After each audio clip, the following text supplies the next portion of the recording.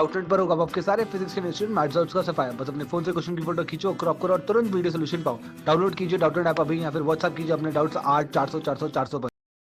Hello students. तो अभी इस क्वेश्चन को गिवन है 3 rods of identical cross sectional area. इसको हम लिख लेते हैं यहाँ पे ए। ठीक है, तीनों रॉड्स का जो क्रॉस सेक्शन एरिया वो ए है। ठीक है, and made from the same metal. ठीक है, तो इसका मतलब जो उनका थर्मल कंडक्टिविटी होगा वो भी सेम होगा। ठीक है, from the sides of an isosceles triangle A B C. ठीक है, right angle at B. Okay, the points A and B are maintained at temperature T and root two T। ठीक है, आपको गिवन है कि in the steady state the temperature of the point C is TC, assuming that only heat conduction take place TC on T की हमको value निकालने का बोला गया है। ठीक है, अब देखो, बिकॉज एक आइसोसेलेस ट्राइंगल है जो A और B और BC की साइड है। ठीक है, उसको मैं ले लेता हूँ यहाँ पे, वो है A।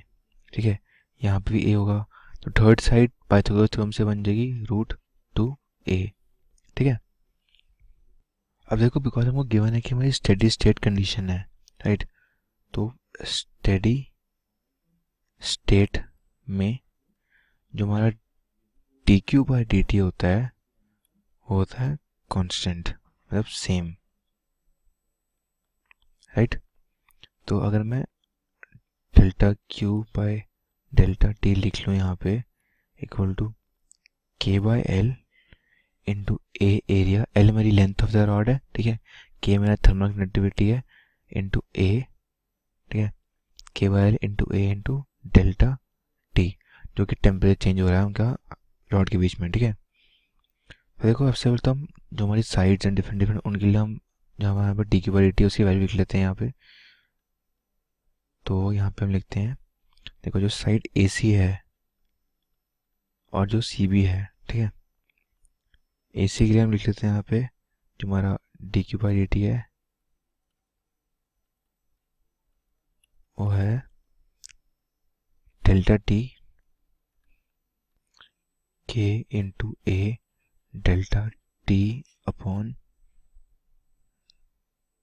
√2A। ठीक है, और BC के लिए अगर लिखूँ मैं यहाँ पे, CB के लिए लिख लेते हैं यहाँ पे, जो कि है dQ/CB, dQ/dt के लिए होगा KA delta T by A।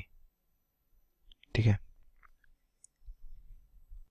तो देखो क्या है कि जो AC के केस में यहाँ पे टेम्परेचर TC और यहाँ पे टेम्परेचर है T।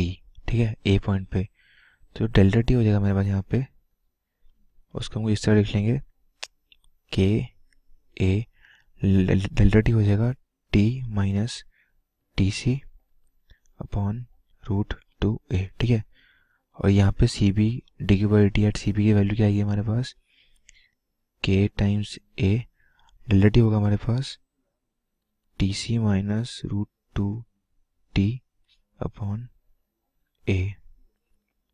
सही है, तो यहाँ से अगर मैं दोनों क्वांटिटीज को इक्वेट करता हूँ, बिकॉज हमको बोला है कि स्टेडी स्टेडी कंडीशन है, तो सिंपली क्या करेंगे हम कि दोनों क्वांटिटीज को यहाँ पे इक्वेट करके लिख लेंगे KA minus TC upon √2A is equal to KA minus √2T upon A।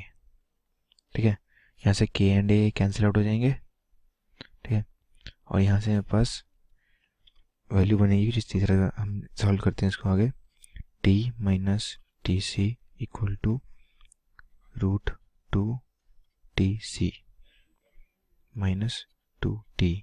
ठीक है, तो यहाँ से आ जाएगा 3T equal to TC times √2 plus 1।